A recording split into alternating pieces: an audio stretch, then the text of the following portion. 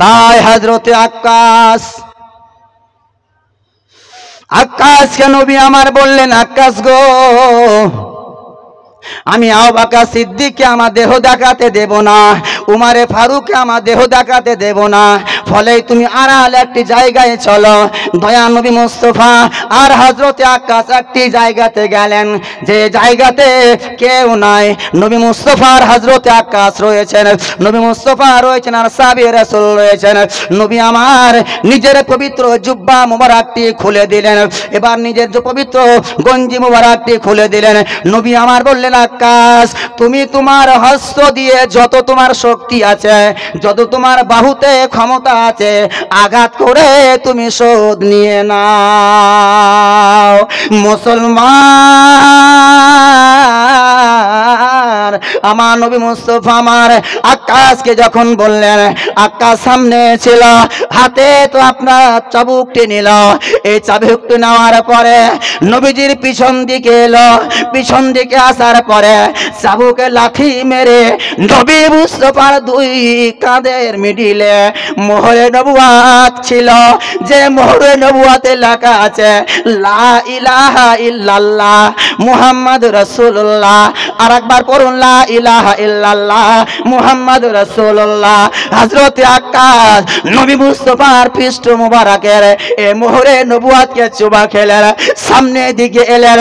এবার নবীজির পা ধরে ক্ষমা চাইতে আরম্ভ করলেন আর বললেন, নবী গো, আমি আক্কাস, আমার দেনা শোধ হয়ে গেছে, আমার ঋণ পরিশোধ হয়ে গেছে, তবে এত কিছু যে আমি নাটক করলাম, নবী গো, আপনি আমাকে মাফ করে দেন, আপনি আমাকে ক্ষমা করে দেন। নবী আমার বললেন, আক্কাস, তুমি তো আঘাত আমাকে করলে না। আক্কাস বললেন, ইয়া রাসূলুল্লাহ, আপনার পবিত্র জবান থেকে আমি শুনেছিলাম আল্লাহ তাআলা আমার পিঠে একটি মোহরে ইসলাম দিয়ে রেখেছেন, ওই ইসলামে লেখা আছে লা ইলাহা ইল্লাল্লাহ মুহাম্মাদুর রাসূলুল্লাহ। যদি কোনো আমার উম্মতি, যদি কোনো আল্লাহর বান্দা বান্দি হাতিপোতার বাড়ি থেকে ঘুমাতো অবস্থায় আমার এই মোহরে নবুয়তকে চুমা খেয়ে নেয়, কসম খোদার, ওই ব্যক্তি আমার সাথে জান্নাতে যাবেই যাবে। আর একবার মহব্বতে বলো মুসলমান। নবী আমার বলেছেন, ওই ব্যক্তি যদি স্বপনে চুমা খায়, ও আমার সাথে বিনা হিসাবে জান্নাতে যাবে। আপনার পাক জবানে মসজিদে নববীতে, নবী গো, আমি যেই দিন শুনেছিলাম, আমি সেই দিন থেকে এ বাহানা খুঁজতেছিলাম আর আল্লাহর দরবারে ফরিয়াদ করেছিলাম, বাবু, জান্নাতের গেটে লেখা আছে লা ইলাহা ইল্লাল্লাহ মুহাম্মাদুর রাসূলুল্লাহ, কোরআনে লেখা আছে লা ইলাহা ইল্লাল্লাহ মুহাম্মাদুর রাসূলুল্লাহ, জান্নাতের গেটে লেখা আছে লা ইলাহা ইল্লাল্লাহ মুহাম্মাদুর রাসূলুল্লাহ, হুর গিলমানদের কপালে লেখা আছে লা ইলাহা ইল্লাল্লাহ মুহাম্মাদুর রাসূলুল্লাহ, ফেরেশতাদের সিনায় লেখা আছে লা ইলাহা ইল্লাল্লাহ মুহাম্মাদুর রাসূলুল্লাহ। আল্লাহ, আমার মতর পাপী যদি একবার সুযোগ পেত গো, আমি জান ভরে প্রাণ ভরে নবী মুস্তাফার এ মোহরে নবুয়তকে চুমা খেতাম। ইয়া রাসূলুল্লাহ, আমার মনের আকাঙ্ক্ষা ছিল, আমার তামান্না ছিল, আমি আল্লাহর কাছে ফরিয়াদ করেছিলাম, আমি আল্লাহর কাছে দোয়া করেছিলাম, ফলে আল্লাহ তাআলা আমার মনের আশা পূর্ণ করে দিয়েছে। ইয়া রাসূলুল্লাহ, এটাই ছিল আমার বাহানা। জোরে জোরে বলুন সুবহানাল্লাহ।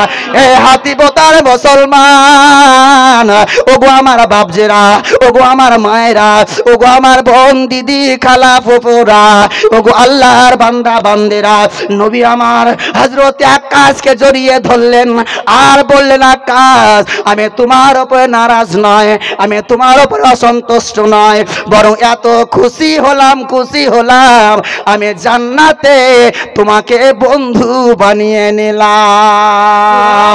আল্লাহুম্মা সাল্লি আলা সাইয়্যিদিনা মাওলানা মুহাম্মাদ ওয়া আলা মাওলানা মোহাম্মদ দে পাল তুলে দে মাঝি তুই দেরি করিস না ছেড়ে দে নৌকা আমরা যাব মদিনা। সবাইকে বলতে হবে, সবাইকে বলতে হবে, আল্লাহ তাআলা কবুল করবেন ইনশাআল্লাহ। ইন্তেকালের আগে পর্যন্ত হলেও আল্লাহ তাআলা আপনাদেরকে নবী মুস্তাফার সোনার মদিনার জিয়ারত করাবেন। জোরে জোরে বলুন সুবহানাল্লাহ। দে দে পাল তুলে দে মাঝি তুই দেরি করিস না ছেড়ে দে নৌকা মাঝি যাব মদিনা ছেড়ে দে নৌকা মাঝি যাব মদিনা আমি যাব মদিনা আমি দেখব মদিনা আমি চুমব মদিনা আমি যাব মদিনা। বিরাদানে ইসলাম সামিনে কেরাম এই মদিনা তাজার কালে কামলিওয়ালা আকা নবী মুস্তাফা আমার উমারে ফারুক আর হযরতে আলীউল মুর্তজাকে নিজের গায়ের পবিত্র একটি জুব্বা মুবারক খুলে দিলেন আর বললেন ওগো আলী ওগো উমার ওগো ওসমান ওগো আবু বকর আমার পরনের যে জুব্বা রয়েছে আমার গায়ে যে জামা রয়েছে আমি জুব্বাটি এমন একজন আল্লাহর বান্দাকে দিতে চাই সে আমাকে রাজি করেছে সে আল্লাহকে রাজি করেছে সে আমার প্রেমে পড়েছে আমি যে তার প্রেমে পড়েছে ও আমার ভালোবাসা হয়েছে আমি তার ভালোবাসা হয়েছে ও আমাকে সন্তুষ্ট করেছে আমি তার উপরে সন্তুষ্ট হয়ে গেছে। জোরে জোরে বলুন সুবহানাল্লাহ। আবু বকর সিদ্দিক মনে মনে ভাবছেন নবীজি মনে হয় আমাকে তার গায়ে জুব্বাটি দিবেন। ওসমান মনে মনে ভাবছেন নবী মুস্তাফা তার জুব্বাটি আমাকে মনে হয় দেবেন। হযরতে আলী মুস্কুল কুসা ভাবছেন নবীজি আবু বকর সিদ্দিককে নয় উমারে ফারুককে নয় ওসমানকে নয় আমি তার চাচাতো ভাই আমি তার জামাই আমাকেই মনে হয় জামাটি তিনাকে খুলে দেবে। সবাই মনে মনে আশা করছেন আপনাদের ইমাম সাহেব যদি বলে আমি একটি গিফট দেব আপনাদের মধ্যে ওই ব্যক্তি আছে তো ইমাম সাহেবের কাছে কাছে যে ঘুরে বেড়ায় তারা আশা করবে না? হ্যাঁ, আমি আলা মণ্ডলকে একটা পাঞ্জাবি দিয়েছিলাম পুরাতন নতুন নয়। তো আজকে আমার স্ত্রীকে ফোন করে বলছে হুজুর আমি গায়ে জামাও পড়ি। আজকে আমার স্ত্রীকে ফোন করে বলছে আলা হ্যাঁ যা হুজুরের গায়ের জামাও আমি পড়ি ও আমার গুরু আজকে এসছে আমার হাতি পোতাতে আমার বুক ভরে গেছে। এটা হলো প্রথম যখন হাতি পোতায় এসেছিলাম তখন আমার মুছও ভালো করে হয়নি হয়েছিল। হ্যাঁ এখন আমার 35 বছর বয়স এখন তো 2007 আর আজ 25 কত বছর হলো 18 বছর তাহলে 18 দুগুণে 36 তাহলে তখন আমার মনে হয় 17 বা 16.5 বা 18 বছর বয়স ছিল। মুছও ভালো করে বাহির হয়নি মানুষ হয়তো ভাবছিল যে বাবারে এত বড় আমাদের মসজিদ আর এই বাচ্চা ছেলে চলে এলো। যাই হোক আল্লাহ তাআলা আপনাদেরকে দিয়ে চালিয়ে দিয়েছেন চলে গেছে। তো সর্বপ্রথম এলাম তো ছোট থেকে আমার বদ অভ্যাস ক্রিকেট খেলা ছোট থেকে ক্রিকেট খেলা একটা বদ অভ্যাস আছে। তো ক্রিকেট খেলতে গিয়ে পা ফাটতো পা তো মাদ্রাসায় পড়ে পড়ে আমি এসেছি এখানে তো পা আমার ফেটেই ছিল। আলাকে বলছে আলা ভাই পা তো ফেটে আছে তো কি দিব তো বলছে আমার বাড়িতে মহলুম আছে হুজুরাই নিয়ে দিব। আমার পা দেখাচ্ছেন রক্ত পরে পাটা ভালো হয়ে যাবে। আমি ঠিক আছে নিয়ে আসেন। ও বেচারা বাড়ি গেল রাত্রিতে খাওয়া দাওয়া করলাম। ওলিদুল্লাহ সাহেব আমার ঘরে প্রতিদিন 1 পাক করে যেতেন তিনিও বিদায় নিয়ে গেল। এই আল্লাহ তাহলে তুমি খাইয়ে দাইয়ে বন্ধ চন্দ করে বাড়ি আসিও। আমি বলে হুজুর আপনি ঘুমান। আমি ঘুমিয়ে পড়লাম। আরও আমার পায়ে কিন্তু ওষুধ লাগিয়ে দিয়েছে। ওষুধ লাগিয়ে দিল অতেই উজু করলাম চ্যাটপ্যাট করছে আঁধারে দেখতে পেয়ে না কি হলো কি ব্যাপার। সকালে হাত সঙ্গে দেখছি তো পুরো হাত আমার গিরিছে ময়। সুবহানাল্লাহ এই ইতিহাস কয়টাতে আমার সঙ্গে ঘটেছে জোরে বলুন সুবহানাল্লাহ। তাহলে কম এ পাগলা ছিল কম আমার ভালোবাসা ছিল। ব্রাদার ইসলাম সামিনে কেরাম তো সবাই মনে করবে যে হুজুরের আমি খুব কাছের মানুষ। হ্যাঁ, এই যে আবেরকে দেখছেন, এই আজ সামনে আজমত আছে, এই নাজির আছে, এই হবিবুর আছে, আরো জিকির আলী ভাই আছে, হ্যাঁ রবিরুল মন্ডল আছে কোচি, এই কিছু মুসলিমে আমার ফলোয়ার ছিল। প্রতিদিন সন্ধ্যার সময় মুড়ি হাতি পোতা মানুষ কম খায়, আমরা কিন্তু মুড়ি ছাড়া বাঁচতে পারবো না। আমরা রাঢ়ি মানুষ, মুড়ি আমাদেরকে লাগবেই, দিতেই হবে। মুড়ি যদি না দেয় তো কিছুই দিল না। তো প্রতিদিন সন্ধ্যার সময় কিন্তু 1-2 কিলো করে মুড়ি আমাদের শেষ হতোই হতো।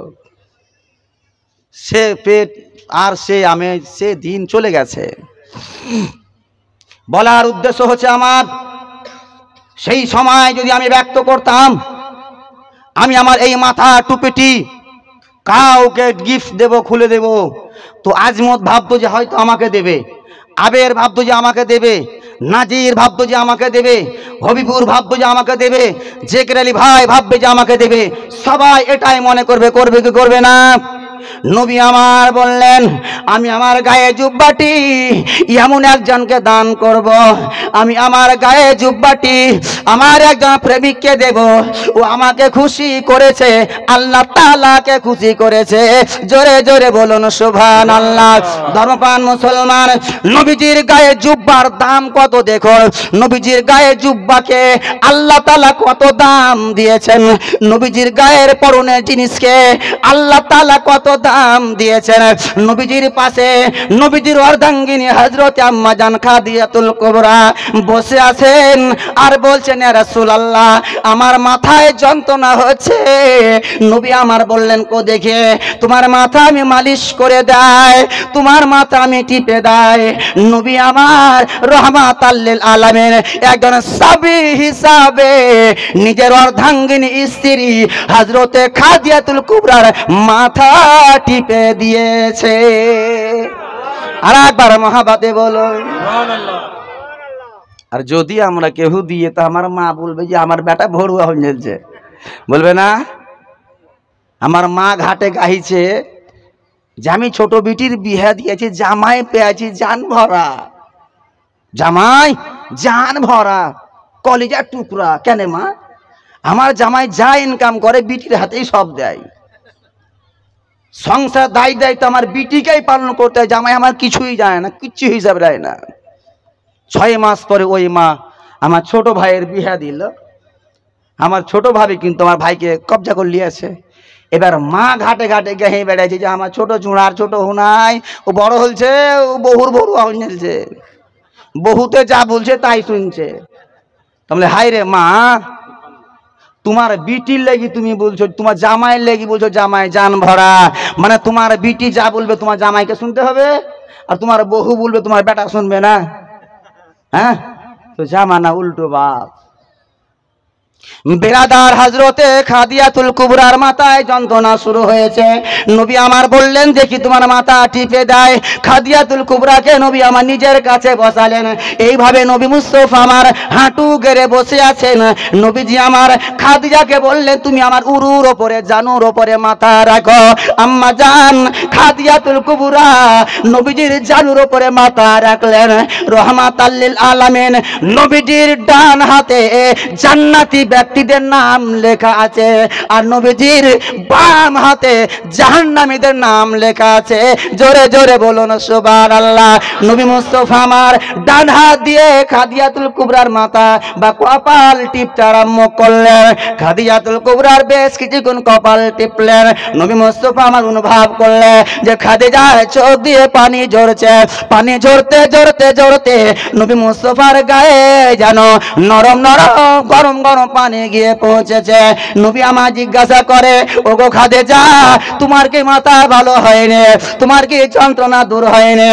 খাদিজা জিজ্ঞাসা কর, খাদিজা বললেন, ইয়া রাসূলুল্লাহ, নবী গো, আপনি যখন আমার মাথায় হাত দিয়েছিলেন, আল্লাহর কসম করি বলি নবী, তখনই মাথা ব্যথা ভালো হয়ে গেছিল। যখন আপনি হাত দিয়েছিলেন তখন মাথার ব্যথা ভালো হয়ে গিয়েছিল। নবী আমার বললেন, যখন তোমার মাথার ব্যথা ভালো হয়ে গিয়েছিল তবে এখন কেন কান্না করেছো? খাদিজা বললেন, নবী গো, আমি এই জন্যে কান্না করেছে, আমার মাথার ব্যথার কারণে আপনি আমার মাথা মালিশ করে দিচ্ছেন। আপনার যেদিন মাথায় ব্যথা হবে আমিও ঠিক একইভাবে এই কাজ করব। ইয়া রাসূলুল্লাহ, আপনি আমার হক আদায় করেছেন, আমি আপনার হক আদায় করব। স্বামী স্ত্রীর হক আদায় করবে, স্ত্রী স্বামীর হক আদায় করবে। নবী আমার বললেন, যে বাড়িতে স্বামী এবং স্ত্রীর প্রেম প্রীতি ভালোবাসা থাকবে, নবী আমার বললেন ওই বাড়িতে জান্নাতের বাগান হয়ে যাবে। সুবহানাল্লাহ। ওই বাড়িতে আল্লাহ তাআলার সুখ শান্তি নাজিল হবে। সুবহানাল্লাহ। কিন্তু স্ত্রী বলছে পানি দে, স্বামী বলছে পানি দে, তো স্ত্রী বলছে ঢেলে খাও, বলে না? এই স্টেজ থেকে হুজুরের বক্তব্য শুনে এই যে আমার মা বোনরা পর্দার ভিতরে আছে, আমার মা বোনরা পর্দার ভিতরে আছে, এরা বক্তব্য শুনে গিয়ে তার স্বামী ঘুমিয়ে আছে, একবারে পা সাট করে নাকে তেল দিয়ে গা গা করে এইভাবে আগাবায় ঘুমাচ্ছে। একটি মহিলা তার পা গুলোকে সরিয়ে একটা কোদাল নিয়ে খুব খুঁড়ছে। আচ্ছা, চোপ মারলে আঘাত করলে শব্দ হবে না? শব্দ হওয়াতে এর ঘুম ভেঙেছে। আরে পাগলি, রাত 2টো বাজে আর কি করছি? বলছে হুজুর জলসাতে বললে প্রতিটি স্বামীর পায়ের নিচে স্ত্রীদের জান্নাত, তাই তোমার পায়ের নিচে আমার জান্নাত, তাই জান্নাত খুঁজছি, জান্নাত দেখছি। স্বামী ছিল খুব চালাক, এই হবিপুরের ভিতর চালাক। বেরাদার ইসলাম সাবিলে করে বলছে, পাগলি এভাবে জান্নাত পাওয়া যাবে না, তাহলে কি করতে হবে? বলছে এই জান্নাত যদি পেতে চাও, জান্নাত যদি তুমি যেতে চাও, তাহলে এই রাত্রে আমার পায়ে তেল দাও। তো স্ত্রী বলছে হবে না, তো স্বামী বলছে জান্নাত পাবা না। ব্রাদার ইসলাম সাবিনে কেরাম, এই মোহাব্বত যদি আমাদের থাকে তাহলে কি আমাদের সমাজে সুখ শান্তি আসবে বলে মনে হয়?